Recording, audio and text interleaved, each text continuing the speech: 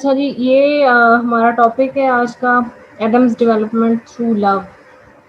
तो सबको voice issue तो नहीं है, किसी को क्लियर कर दें पहले। नो मैम, क्लियर है। ओके। अच्छा, ये जो है ना, ये मैंने सोचा था कि मैं आप लोगों को खुद दूंगी कि आप लोग इसको रीड आउट करके ना, तो इस पे जो अपने व्यूज हैं वो मुझसे शेयर करें, या जो भी आपको इसमें से कंफ्यूजन होती है, क्वेश्चंस आपके होंगे वो हम डिस्कस कर लेंगे। लेकिन क्योंकि बहुत सिंपल और इजी से क्वेश्चन है दोनों, ऑलमोस्ट करेक्टर एनालिसिस में आ जाता है ये सारा। तो लेकिन फिर आपका टाइम टेबल देखते हुए, आपका क्योंकि जॉब भी है सबकी, और सेम टाइम पे आपके भी पेपर्स हो रहे हैं और आपके जो स्टूडेंट्स हैं उनके भी पेपर्स हो रहे हैं, तो फिर मैंने सोचा कि ये भी हम लेक्चर में ही मैं इसको ऐड कर लेते हैं। तो बहुत इजी सा है, इसमें कुछ भी डिफिकल्ट नहीं है। तो जहाँ पे ज़्यादा एक्सप्लेनेशन की ज़रूरत नहीं होगी मैं वहाँ पे स्किप कर दूंगी। अगर आपको ना समझ आए तो आपने पूछ लेना है, ठीक है। Okay, Adam's development through love. पूरी ये जो स्टोरी है एडम बेट की, इस नॉवल की स्टोरी में आपने देखा होगा कि हमने, अगर आपको स्टोरी याद है या एक दफ़ा रिव्यू रिवाइंड कर लें अपने माइंड में, कि इसका जो हमने स्टोरी पढ़ी थी उसमें एडम बेट के स्टार्टिंग और एंडिंग जो इसका कैरेक्टर है। अस्सलाम वालेकुम सर।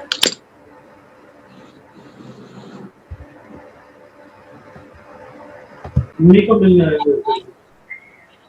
ओके, तो हमने इसमें पढ़ा था कि एडम बेट का जो स्टार्ट में, नॉवल के स्टार्ट में जो कैरेक्टर है वो एक वीक कैरेक्टर के लिहाज से हमारे सामने आता है, और at the end of novel वो काफ़ी हद तक मेच्योर और काफ़ी हद तक उसने अपने आप को डेवलप कर लिया होता है। उसकी कैरेक्टर डेवलपमेंट हमें नज़र आती है। अगर आप में से किसी ने इसकी डिटेल समरी पढ़ने की कोशिश की होगी ड्यूरिंग वेकेशन, और जो पूरा तकरीबन 1 माह आपको दिया गया था टेस्ट की वजह से भी और वैसे भी वेकेशन दी गई थी, उसमें अगर आप थोड़ा सा टाइम मैनेज करके इसकी समरी पढ़ लेते हैं ना डिटेल के साथ चैप्टर वाइज, तो वो आपको अच्छी तरह से समझ आ जाती है। और अभी भी मैं यही प्रेफर करूंगी कि ये नॉवल के टॉपिक स्टार्ट करने से पहले, प्रिपेयर करने से पहले इसकी समरी जो है ना, डिटेल समरी, वो लाजमी पढ़ लें आप लोग, ठीक है। ओके, तो ये एडम का कैरेक्टर है, इसकी डेवलपमेंट पे हम थोड़ा सा देख लेते हैं कि किस तरह से उसकी कैरेक्टर डेवलपमेंट होती है थ्रू आउट द नॉवल, ठीक है। इस पर ये जो स्टेटमेंट्स हैं ऊपर, development of Adam Bede self realisation through the process of emotional turmoil within him, elucidate, इस तरह की स्टेटमेंट्स आ सकती हैं। जब भी इस तरह की स्टेटमेंट आए ना किसी कैरेक्टर के ऊपर, इसका मतलब ये है कि वो कैरेक्टर एनालिसिस है, कैरेक्टर डेवलपमेंट या कैरेक्टर एनालिसिस हो सकता है। उस पर आपने उसकी डिटेल, जो आपको उसके बारे में जो भी नॉलेज है या उसके एनालिसिस पे आपको जितना भी पता है, वो आपने ईच एंड एवरीथिंग उसके कैरेक्टर की निकाल के डिटेल के साथ लिखनी है, डिस्कस करनी है आपके पेपर के अंदर, ठीक है। Yes Rimsha, any question? Ma'am, Rabia का मैसेज आया कि उसकी तबीयत नहीं ठीक, वो क्लास नहीं लेगी, तो मैम को बता दो। वो कह रही थी वो एडमिट थी हॉस्पिटल, तो अभी भी उसकी कंडीशन नहीं ठीक। हरियत क्यों एडमिट थी? मैम, उसका बहुत ज्यादा बुखार था और शायद उसने एग्जाम की टेंशन ली है। उसका बीपी हर वक्त हाई रहता है। ओहो, एग्जाम्स की टेंशन क्यों ले ली है? चले। मैम पता नहीं क्यों, मैं तुम पढ़ाई को सर पे सवार कर रही हो, कहती है ऐसे ही है, कुछ मुझे टेंशन हो जाती है बहुत ज्यादा, आप तो उसे बीपी हाई हो जाता है।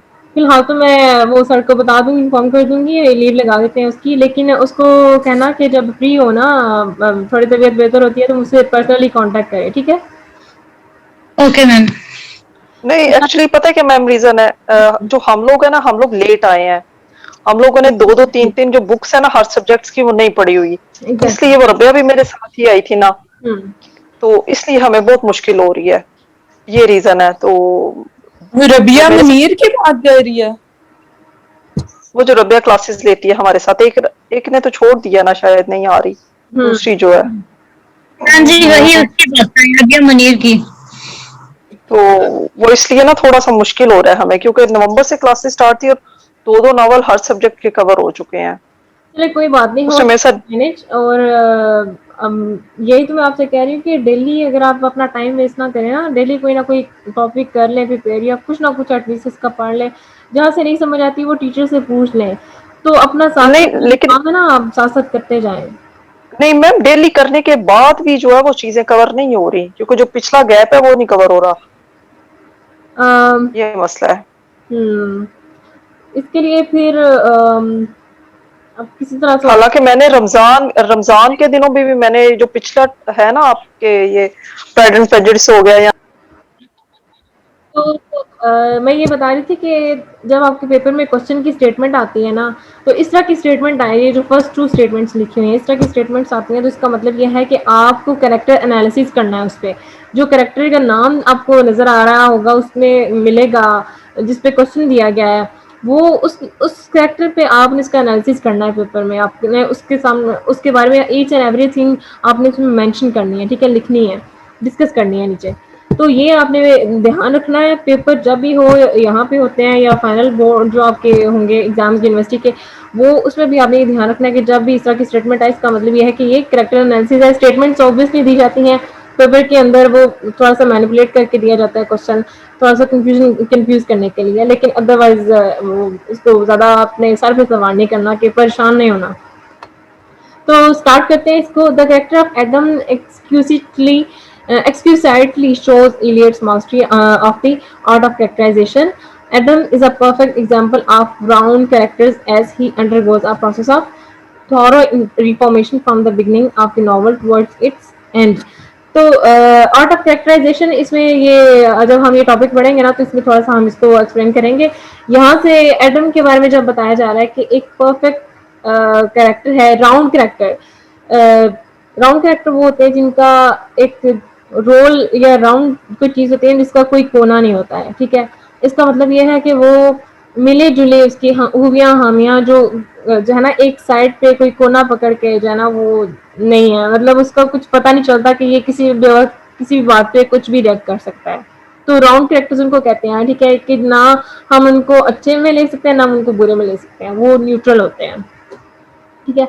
As he undergoes a process of thorough reformation from the beginning of novel towards its end, ठीक है। फिर हमें पता चलता है बाय द टाइम नॉवल के अंदर कि वो स्टार्ट में कुछ और था, फिर उसकी रिफॉर्मेशन होती है। रिफॉर्म होता है ना, किसी चीज को नई शक्ल देना, ठीक है, रिफॉर्म करना। उसकी रिफॉर्मेशन स्टार्ट होती है नॉवल के अंदर, और फिर at the till the end of novel हमें पता चलता है कि अब ये थोड़ा सा चेंज हो चुका है, और अब हम इसको कह सकते हैं कि हाँ, ये एक जो है मेच्योर और एक अच्छे हस्बैंड की हैसियत से हमारे सामने आया नॉवल के, ठीक है। Eliot does not hold the strings of her characters, यानी कि वो अपने कैरेक्टर्स को होल्ड द स्ट्रिंग्स का मतलब ये है कि हम किसी की कहते हैं ना कि लगाम खींच के रखते हैं, या अपनी रस्सी उसकी रस्सी अपने हाथ में रखते हैं, कि अपने लिहाज से उसको चलाते हैं, फिर अपने लिहाज से उसको रोक देते हैं। यही चीज आपने पढ़ी है थॉमस हार्डी के नॉवल के अंदर, कि उसके कैरेक्टर्स भी ऐसे हैं कि वो कैरेक्टर्स को अपने लिहाज से नहीं बल्कि सिचुएशन और एक्शंस के लिहाज से जो है वो डेवलप करता है, ठीक है। इसी तरह से इसका ये है कि ये she does not hold the strings of her characters, rather they develop through actions, reactions and situations, यानी कि नॉवल के अंदर जो इवेंट्स हो रहे हैं, जो स्टोरी जिस तरह से चल रही है, इनके एक्शंस होते हैं, फिर दूसरे कैरेक्टर्स के जो रिएक्शंस हैं उनके लिहाज से, और इस तरह से एक प्रोसेस के साथ, एक सीक्वेंस के साथ स्टोरी चलती है, और फिर कैरेक्टर्स अपने आप में खुद रिवील होते हैं हमारे सामने, और इस तरह से उनकी डेवलपमेंट भी उस लिहाज से होती है, ठीक है। अगर प्रोसेस ये जो अभी आप देखेंगे स्टेप बाय स्टेप जिस तरह से उसने इनकी कैरेक्टर्स की डेवलपमेंट की है, अगर सडनली किसी कैरेक्टर की डेवलपमेंट हो जाएगी तो वो आपको भी इंटरेस्टिंग नहीं लगेगा, और ना ही आपको रियलिस्टिक कैरेक्टर लगेगा, ठीक है। Adam undergoes a thorough change, but this change does not seem unconvincing. Unconvincing का मतलब यहाँ पे ये है कि उसमें चेंज आता है, थॉरो चेंज आता है, जैसे वो अपने जो है रियलाइज कर लेता है, अपनी सारी मिस्टेक उसको रियलाइज हो जाती हैं, तो वो अपने आप में वो चेंज खुद फील करता है, और ये चेंज यहाँ कहा जा रहा है, this change does not seem unconvincing as Eliot lays it brick by brick and finally presents a reformed man. यानी कि आपको चेंज जो है ना अनकन्विंसिंग नहीं लगेगा। अनकन्विंसिंग नहीं लगेगा इसका मतलब ये है कि यहाँ पे आ रहा है ब्रिक बाय ब्रिक, यानी कि ब्रिक होता है ना, ईंट ईंट ईंट करके जोड़ी जाती है जो दीवार, ठीक है।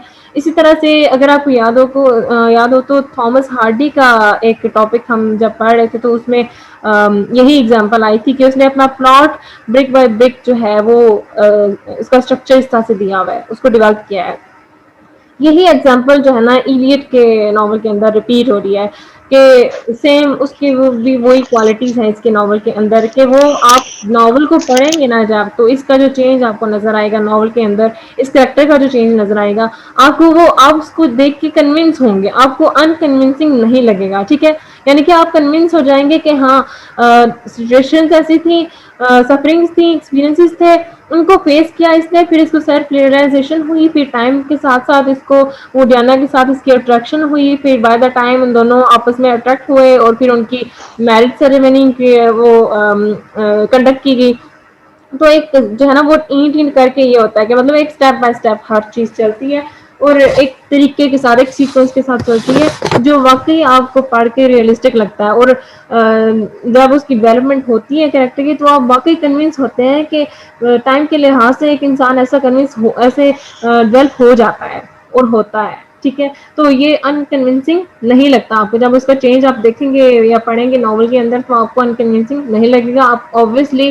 जिस तरह से उसने ब्रिक बाय ब्रिक इसको डेवलप किया है आप उससे कन्विंस हो सकते हैं ठीक है and finally presents a reformed man shaped by sufferings and renewed knowledge of life जिसको जो है वो सफरिंग्स के बाद और अपना जो नॉलेज है उसको जिंदगी के लिहाज जिंदगी के बारे में उसको जो नॉलेज मिलता है बाद में उससे उसको रिफॉर्म किया जाता है ठीक है The hallmark of Adam's character in his is his hallmark क्या होता है?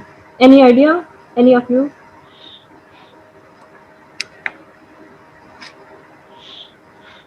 Hallmark.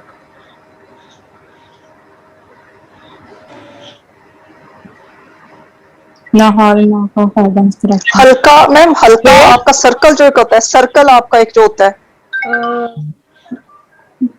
या किसी बंदे का जो ट्रेट है उनकी पर्सनालिटी का Trait? पर्सनालिटी हाँ जी। ट्रेट नहीं हॉलमार्क एक्चुअली प्योरिटी को कहते हैं सॉरी किसको बोल प्योरिटी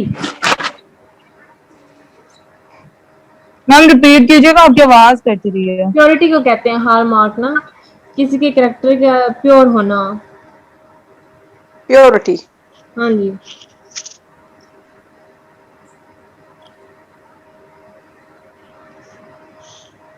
और वैसे जो है ना ये ब्रिटिश ऐसे ऑफिसेज में ना ये एक स्टैंडर्ड उसमें भी ये टर्म यूज की जाती है वो एक स्टैंडर्ड जो प्योरिटी है ना सर्टिफिकेट देते हैं उनको सर्टिफाइंग एक स्टैंडर्ड होता है जो उनमें जो ऑफिसर उनके ऑफिस में जो ऑफिसर्स होते हैं ना जो प्योर होते हैं और जो ऑनेस्ट होते हैं उनको सर्टिफाई किया जाता है प्रॉपरली ना तो ये टर्म उनके वो भी यूज करते हैं हॉलमार्क तो हॉलमार्क ऑफ एडम्स कैरेक्टर यानी कि उसके कैरेक्टर की जो प्योरिटी थी ठीक है यानी वो प्योर इंसान तब होता है ना जब उसमें मुनाफिकत नहीं होती है जब वो झूठा नहीं होता है ठीक है तो एडम के कैरेक्टर के अंदर आपको नजर आएगा कि वो ना तो झूठा था और ना ही मुनाफिक था अगर उसमें बुराइयां थी और उसका मॉरल उसकी वीकनेसेस थी उसके कैरेक्टर के अंदर तो वो एक इंसान एज अ ह्यूमन जिस तरह से होता है वो उसमें उसके अंदर थी ठीक है तो नोबिलिटी एंड एब्सोल्यूट सिंसेरिटी ये आपको उसके अंदर नजर आती हैं नोबिलिटी और एब्सोल्यूट सिंसेरिटी आफ्टर डेवलपमेंट और बिफोर डेवलपमेंट आपको कहीं ना कहीं आपको नोबिलिटी नजर आएगी लेकिन आफ्टर डेवलपमेंट उसके अंदर ये क्वालिटीज आपको नजर आती हैं is a very religious hard working and truthful man अब स्टार्ट में जब नॉवल के स्टार्ट में आप देखेंगे उसका इंट्रोडक्शन जिस तरह से आता है वो एक रिलीजियस पर्सन है वो रिलीजन को बहुत ज्यादा फॉलो करता था ठीक है हार्ड वर्किंग वो पहले ही था और ट्रूथफुल भी था ठीक है यानी कि उसने किसी के बारे में बात घुमा फिरा के या झूठ मूठ बना के नहीं करनी होती थी वो डेवलपमेंट से पहले की ये इसकी तीनों क्वालिटीज हैं ठीक है different critics have expressed that Adam is too good to be true अब कुछ क्रिटिक्स है उनका ये कहना था कि एडम जो है इतना अच्छा बना दिया गया नॉवल के अंदर कि अगर हम कहें ना कि एक हकीकी टाइप का कैरेक्टर है तो उसका नहीं होगा क्रिटिक्स का कहना था कि इसके कैरेक्टर को देख के लगता है कि ये रियलिस्टिक कैरेक्टर नहीं हो सकता यानी कि इसको बहुत ही अच्छा बना दिया गया है ठीक है लेकिन अभी आप आगे पढ़ेंगे कि इसको है ये है किस टाइप का कैरेक्टर क्रिटिक्स का ये कहना था कि शायद to be a perfect human being उसको एक परफेक्ट ह्यूमन बीइंग के लिहाज से जो है वो दिखाया गया है it's ideal and fully mature यानी कि उसका ये जो कैरेक्टर था ये बहुत ही आइडियल और एक फुली मेच्योर टाइप का दिखाया गया है नॉवल के अंदर but he is a proud hard and self-righteous man with little sympathy for ordinary sinners. अब जैसे कि क्रिटिक्स ने कहा कि ये बहुत ही अच्छा बना दिया गया है या परफेक्ट ह्यूमन बीइंग बना दिया गया है और मेच्योर है जिस तरह के रियल कैरेक्टर्स नहीं होते हैं, लेकिन उसके अंदर बैड क्वालिटीज भी थी। वो क्या थी, प्राउड बहुत ज्यादा था उसके अंदर, हार्शनेस बहुत ज्यादा थी, हार्ड कैरेक्टर था, सख्त था, मतलब फ्लेक्सिबिलिटी कम थी उसके अंदर। एंड सेल्फ राइटियस जो अपने आप को सही समझते हैं, वो समझता था कि मैं जो कर रहा हूँ वो ठीक है। वो किसी की जो है ना वो किसी को सिंपथाइज नहीं करता था और ना ही किसी की सिंपथी लेता था। इस टाइप का कैरेक्टर था। With little sympathy for ordinary Sinners, यानी कि जो छोटे मोटे गुनाह ये करते हैं करने वाले लोग थे उनके लिए छोटी मोटी उसके पास सिंपथी होती थी, अदरवाइज वो सिंपथी या सफरिंग्स फील करने वाला बंदा नहीं था बिफोर डेवलपमेंट। ठीक है, उसके अंदर प्राउड था, अपने आप को सेल्फ राइटियस समझता था, हार्ड था, और जो है वो सिंपथी और सफरिंग्स क्या होती हैं लाइफ के लिहाज से उसका नॉलेज उसको कुछ भी नहीं था। ठीक है, as a matter of fact. अच्छा, ये जो सारी उसकी बैड क्वालिटीज यहाँ पे डिस्कस हो रही है ना, इसका मकसद ये है कि आप at the start of novel जो उसका कैरेक्टर है ये वो हमें आपको समझ आ रहा होगा कि स्टार्ट ऑफ द नॉवल उसका जो जिस तरह से उसने गलतियां की और अपने आप को सही समझते हुए उसने जो फैसले किए थे और जिस तरह से उसने वो आर्थर को जाने को कह दिया था वहां से, ये उसके जो है ना वो इमेच्योरिटी के जो कहने पॉइंट्स हैं। ठीक है, start of at the start of novel. तो अभी इसकी डेवलपमेंट से पहले वाली ये सारे जो है ना फैक्ट्स हैं जो डिस्कस हो रहे हैं। तो ये इस तरह से होता है एनालिसिस कि आपने इसके करेक्टर की एक एक चीज निकाल के ना डिस्कस करनी होती है। yes. As a matter of fact, the novel throws light on the process by which he gradually sheds his faults through a process of sufferings and love and ultimately develops into a complete man. यानी कि ये novel के अंदर आप एक process के through चलता है सारा, उसके ग्रेजुअली अपने बाय द टाइम वो अपने फॉल्ट्स को रियलाइज करता है, फिर एक प्रोसेस चलता है, इवेंट्स होते हैं, एक्शंस होते हैं, रिएक्शंस होते हैं, जो जो वो क्या नाम था हीरोइन का, इस नॉवल की हीरोइन का नाम क्या था?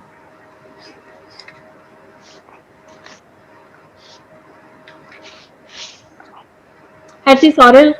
हैटी सॉरेल को उसने सफर करते हुए देखा, उसकी मिस्टेक्स की वजह से, उसके कुछ डिसीजंस की वजह से उसको सफर करते हुए देखा, फिर उसकी वजह से इसने भी सफर किया। अब कैसे सफर किया इसके कुछ पॉइंट्स आगे भी हमें देखने को मिलेंगे। ठीक है, तो उसके जो फॉल्ट्स थे अपने कि यानी उसने अपनी जिंदगी में जो गलतियां की थी उससे उसने सीखा और उसकी उनकी वजह से उसने भी सफर किया अपनी जिंदगी में, और उससे उसने जो है ना उसकी डेवलपमेंट वहां से स्टार्ट हुई। ठीक है, through a process of suffering and love and ultimately develops into a complete man. और फिर इन सफरिंग और एक्सपीरियंसेस के बाद उसको जो एक नॉलेज होता है इन सारी चीज़ों का, सफरिंग क्या होती हैं, सिंपथी क्या होती है, लाइफ क्या है एक्चुअली, तो फिर उसके बाद एक मेच्योर पर्सन की हैसियत से वो सामने आता है। After the death of Hattie, his love for Dina and his marriage with her also contributed in his development. उसका जो उसकी जो फर्स्ट बिलव्ड थी हैटी, उसकी डेथ के बाद उसकी अट्रैक्शन हुई दीना के साथ, और उसके साथ उसकी अट्रैक्शन होने के बाद और उसकी शादी होने तक का जो टाइम पीरियड है उसमें उसकी बहुत ज़्यादा जो कंट्रीब्यूशन है उसकी मैरिज की, और उसके साथ दीना, उसकी दीना के साथ जो कंट्रीब्यूशन थी, जो एक एक कहने की कोर्टशिप थी, उसका बहुत ज़्यादा असर इस पे पड़ा, क्योंकि डीना एज यू नो कि वो बहुत मेच्योर टाइप की लड़की थी और रिलीजियस थी, वो रिलीजन को बहुत ज़्यादा फॉलो करती थी, लेकिन वो अपने आप को इन चीज़ों से बहुत उसे दूर रखा था। But ultimately at the according to situation of the novel वो अट्रैक्ट हो जाती है उसकी तरफ, एडम की तरफ, और फिर उसकी कोर्टशिप से वो बहुत कुछ उसको लर्न करने को मिलता है। इसलिए उनकी मैरिज तक का जो टाइम पीरियड है वो बहुत ज़्यादा डेवलपमेंट वाला इसका जो है ना वो इसकी बहुत कंट्रीब्यूशन है इसकी डेवलपमेंट में। This process of his self-knowledge and education occupy the main theme of the novel in a very artistic way. None can deny the fact that Adam by nature is strict and self-righteous man. On the very outset, we are told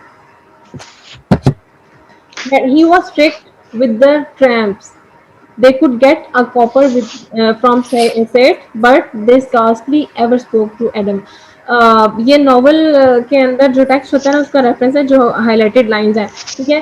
तो क्या कहा जा रहा है कि that he was strict with their tramps, strict होता था अपने ट्रैम्प्स के साथ। ट्रैम्प्स किनको कहा जा सकता है? companions. कंपेनियंस नहीं, हाँ कह सकते हैं एक्चुअली। उसके साथ काम करने वाले, आप वही कह रहे हो ना, उसके साथ काम करने वाले, Co-workers. हाँ को वर्कर्स भी कहा जा सकता है। लेकिन ट्रैम्प ना एक्चुअली जिस सेंस में यूज किया गया ना, वो बंदे हैं जो बहुत ज्यादा बोझ उठा के ना बहुत मुश्किल से वॉक चलते हैं, ठीक है। बोझ उठा के ना, या बोझ उठाने की वजह से उनसे तेज से चला नहीं जाता, तो वो बहुत ही आस्ता आस्ता चलते हैं, आराम आराम से, मुश्किल से। Walk heavily, they walk heavily, ठीक है। इस तरह से कहा जाता है कैंप्स, वो उनको कहते हैं कैंप्स। ये आउटसेट का भी मतलब बताइएगा। कहाँ पे है? लास्ट पेज पे Yes. मैम, प्रीवियस पेज की लास्ट लाइन में, on the very outset we are told. On the very outset we are told, outset का मतलब ये है कि जनरली, यानी कि on the surface. Outset outset का मतलब ये है कि On the उसकी इनर क्वालिटीज या इनर साइड को छोड़ के अगर हम आउटर साइड पे देखें तो उस सेंस में है इसका meaning. On the very outset out. यानी कि ठीक है। जनरली हम बाहर से जैसे जैसे उसको देखते हैं, एक जो है ज्यादा डिटेल में ना जाएं या डीपली ना जाएं इसके कैरेक्टर के अंदर, तो हम आउटरली जो उसको देखते हैं वो उस बारे में बताया जा रहा है। आउटसेट का मतलब है कि सरफेस पे, यानी कि इनर साइड को छोड़ के, इन साइड को छोड़ के। ठीक है। तो Camps, they could get a copper from Seth. सेठ यानी कि सेठ बेड जो उसका भाई था, एडम बेड का, ठीक है। तो वो उनको कोई कॉपर चाहिए था ना, कॉपर कहते हैं ना जो ये होता है रेड ब्राउन मेटल तांबा। जो यूज करते हैं कारपेंटर्स, ठीक है। क्या कह रही हैं आप? तांबा, तांबे को कहते हैं ना तांबे को कॉपर। कहते हैं, एग्जैक्टली उर्दू में तांबे का वर्ड यूज होता है। वैसे ये केमिकल एलिमेंट है, एटॉमिक नंबर 29 का, इसको भी कहते हैं। रेड ब्राउन कलर होता है इसका, मेटल इसको कहते हैं। तो वो अगर उनको चाहिए होता है ना, तो वो सेठ से कह देते थे बजाय इससे बात करने के। उनको पता था कि ये थोड़ा स्ट्रिक्ट कह सकता है, आगे से वो लाइक किसी तरह से रिप्लाई कर सकता है। But this costly ever spoke to Adam, वो उससे बात कर लेते थे लेकिन मुश्किल से, वो जो है ना इससे बात करने को अवॉइड ही करते थे। कास्टली होता है हार्डली किसी से बात करना, मुश्किल से। This is his flaw, though not a fatal one. ये उसका फ्लॉ था, यानी कि उसकी किस्मत नहीं थी, बल्कि कह लें कि उसकी अपनी मिस्टेक्स की वजह से ये उसका फ्लॉ था जो उसके जिंदगी में आया। Being a noble and religious person, Adam believes that God is watching all our thoughts and works. वो रिलीजियस पर्सन था और ये बिलीव करता था कि जो है गॉड वो हर एक इंसान को देख रहा है, उसके काम को और उसकी सोच को वो देख रहा है, उसको पता है। यानी कि इसका बिलीव था। तो he does not willingly do any wrong to anybody, यानी वो जानबूझ के किसी से गलत नहीं करता था, किसी के साथ कुछ भी गलत या जाती नहीं करता था। Yet he does not hesitate to hurt everyone, यानी वो जानबूझ को बूझ कर तो हर्ट नहीं करता था किसी को, लेकिन उसकी वजह से, उसकी हार्शनेस की वजह से, उसकी स्ट्रिक्टनेस की वजह से कुछ लोग समटाइम्स हर्ट हो जाते थे। तो इसमें वो उसको कोई हेसिटेशन नहीं होती थी, वो समझता था कि मैं ठीक हूँ, मैं जो कर रहा हूँ मैं ठीक हूँ। He is very confident and convinced of the clarity of his vision. अपने जो उसके विजन थे उससे वो क्लियर था और कन्विंस था, और उसको कॉन्फिडेंट था कि मैं जो कर रहा हूँ, मैं जो पाना चाह रहा हूँ, मैं उस पर बिल्कुल ठीक हूँ। और यानी पूरा एतमाद था उसको, कॉन्फिडेंट था। And his understanding. He says, I have seen pretty clear. वो उससे जो भी बात पूछी जाती थी या जिस पे भी वो कोई डिस्कशन हो रही होती थी या कोई बात, कोई इशू होता था, तो उस पर हर एक बात में वो ये कहता था कि मैं हर चीज अपनी आंखों से देख रही हूँ, मुझे सब कुछ नजर आ रहा है। I have seen pretty clear, इसका मतलब ये है कि मैं हर चीज देख रहा हूँ, मुझे सारा कुछ क्लियर नजर आ रहा है, ठीक है। तो जैसे हम कहते हैं ना कि मैंने अपनी आंखों से देखा है, हम अपनी आंखों को देखकर झुठलाते नहीं है समटाइम। ये उसके कैरेक्टर में है कि वो अपनी आंखों का देखने जाता नहीं था और कहता था कि मैं सब कुछ देख रहा हूँ और मैंने जो देखा है वो मेरे सामने है, वो साफ है। But he receives the shock of his life when he finds his friend Arthur making love to his beloved Hattie in the wood.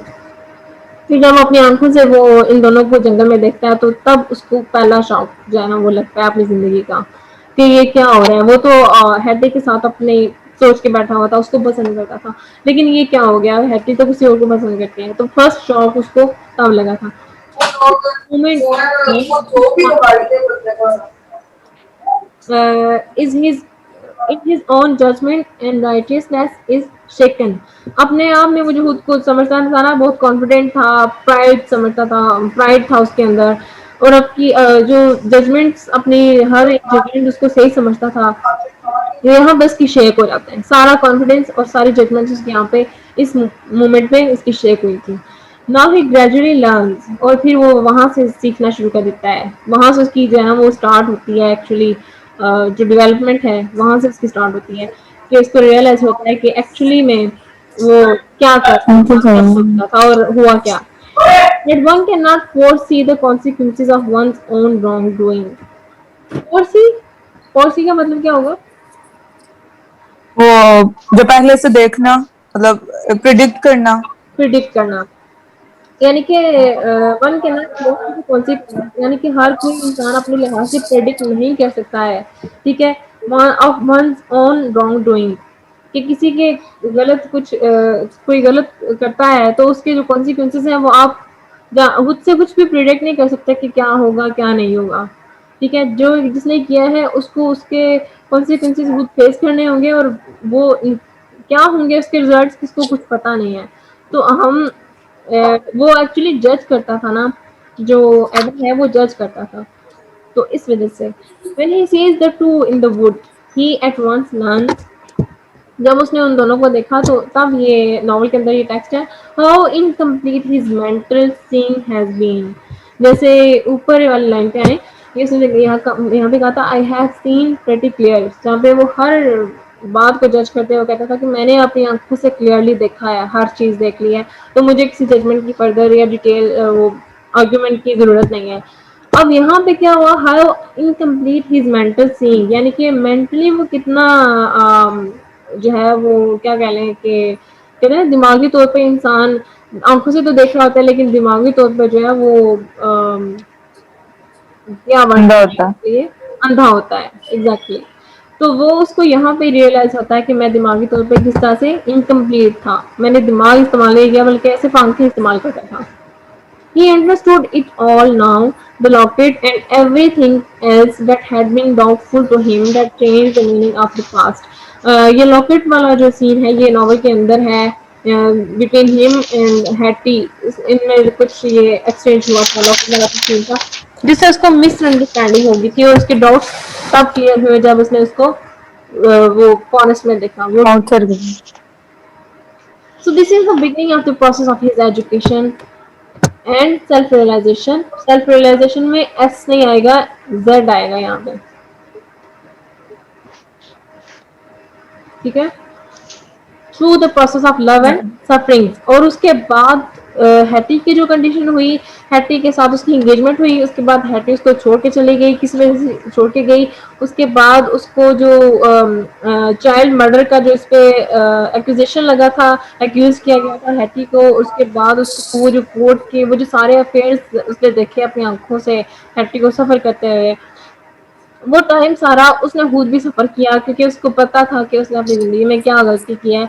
उसको ये भी पता चल गया था कि रियलाइज हो गया था कि उसने क्या गलती की कि उसको हैटी को पहले ही उसके साथ भेज देना चाहिए था, ना कि औरतों को वहां से जाने का कह देता। तो वो जहाँ पे हैटी ने सफर किया वहां पे इसकी भी सफरिंग स्टार्ट हो गई थी। As a critic George R Krieger, ये एक क्रिटिक है, points out that in the beginning Adam may be intelligent. वो कहता है कि स्टार्ट में, नॉवल के स्टार्ट में शायद वो इंटेलिजेंट हो, डिलीजेंट हो, ट्रस्टवर्दी होगा and loyal, but he is not yet a mature man. वो कहते हैं कि स्टार्ट में ये सारे इसमें हो सकता है क्वालिटीज हों लेकिन फिर भी वो एक मेच्योर बंदा नहीं है नजर आता, because his head outweighs the heart therefore he is wrathful।